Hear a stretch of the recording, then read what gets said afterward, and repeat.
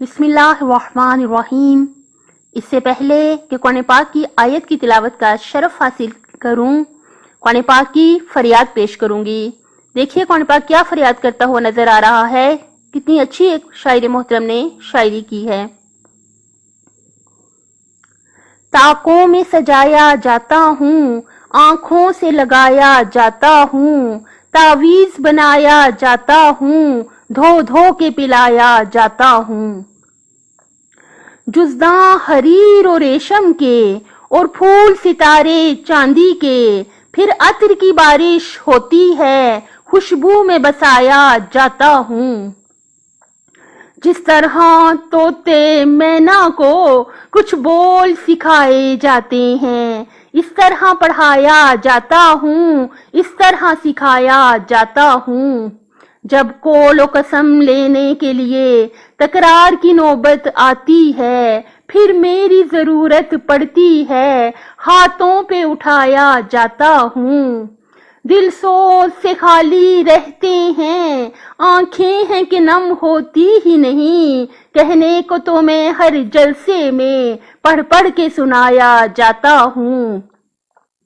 نیکی پہ بدی کا غلبہ ہے، سچائی سے بڑھ کر دھوکا ہے، ایک بار ہنسایا جاتا ہوں، 100 بار رلایا جاتا ہوں۔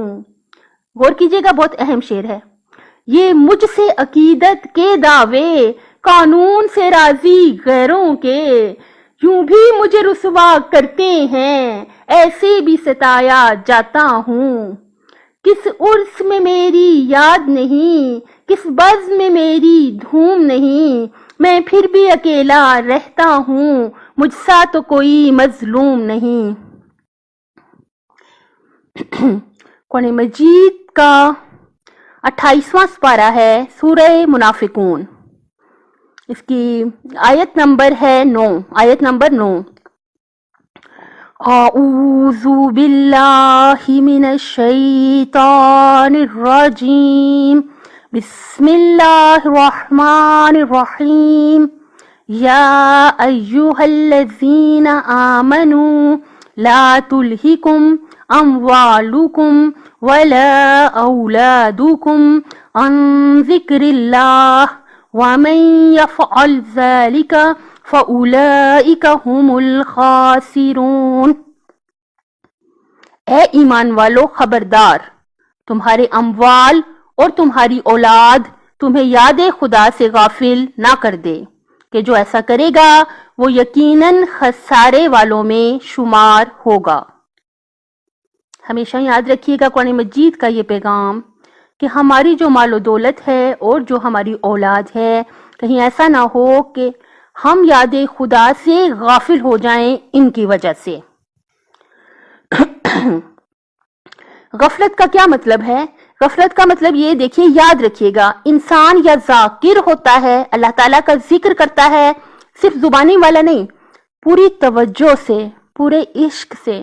اب یہ دیکھیے پہلے کہ ہم کس کا ذکر کر رہے ہیں، کتنے عظیم پروردگار کا ہم ذکر کر رہے ہیں، اور کتنے ہم عاجز ہیں، اور کتنی بڑائی و کبریائی ہے ہمارے اللہ کی، اور ہم کتنے گناہگار ہیں، اور وہ کتنا عظیم پروردگار ہے کہ گناہگاروں کو بخشنے والا ہے۔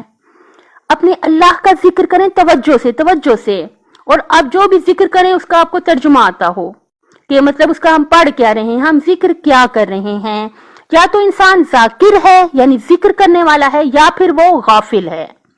اگر ہماری توجہ ہمارے اللہ سے ہٹ جاتی ہے تو یہ غفلت ہے۔ یہ ہمیں اللہ کے ذکر سے ہماری اولاد اور ہمارا مال غافل نہ کر دے، اس بات پر توجہ رکھیے گا۔ اگر ایسا ہو گیا تو کیا ہوگا؟ خسارے والوں میں شمار نہ ہو جائے، خدا نخواستہ۔ خسارہ کسے کہتے ہیں؟ سورہ والعصر میں بھی آپ کو پتا ہے کہ وہ ہے، وہاں پہ بھی خسر کا لفظ استعمال ہوا ہے۔ خسارہ کیا ہوتا ہے؟ یہ مفسر فرماتے ہیں، جو تفسیر لکھنے والے ہیں وہ کہتے ہیں کہ میں سوچ رہا تھا کہ یہ خسارے کا میں کیسے ترجمہ کروں، کیسے دوسروں کو سمجھا دوں خسارہ کیا ہوتا ہے، تو مجھے برف بیچنے والے کی آواز آئی یعنی کیا مطلب کہ جو برف بیچ رہا ہے اگر اس کی برف کوئی خرید لیتا ہے تو ٹھیک ہے، نفع ہو گیا، اور اگر نہیں خریدتا تو اسے خسارہ ہو گیا۔ کیا مطلب جو اس کا اپنا مال اس کے پاس تھا ظاہر ہے وہ برف پگھل کے ختم ہو جائے گی۔ یعنی کہیں ایسا نہ ہو کہ ہمارا مال اور ہماری اولاد ہمیں اللہ کے ذکر سے غافل کر دے۔ بہت زیادہ بہت زیادہ بہت زیادہ توجہ رکھیے گا انشاءاللہ کہ اللہ تعالیٰ ہم جو بھی قرآن پاک کی آیات پڑھیں، احادیث پڑھیں، جو بھی اچھی بات پڑھیں سنیں اور بیان کریں، اللہ تعالیٰ ہمیں خلوص دل سے، صدق کے دل سے اس پر عمل کرنے کی توفیق عطا فرمائے اور قبولیت کا ذمہ لے۔ اپنی صحت، آخرت اور خالق کی مخلوق کا بہت زیادہ خیال رکھیے گا۔ اللہ تعالیٰ دنیا اور آخرت میں حامی و ناصر ہو آپ کا۔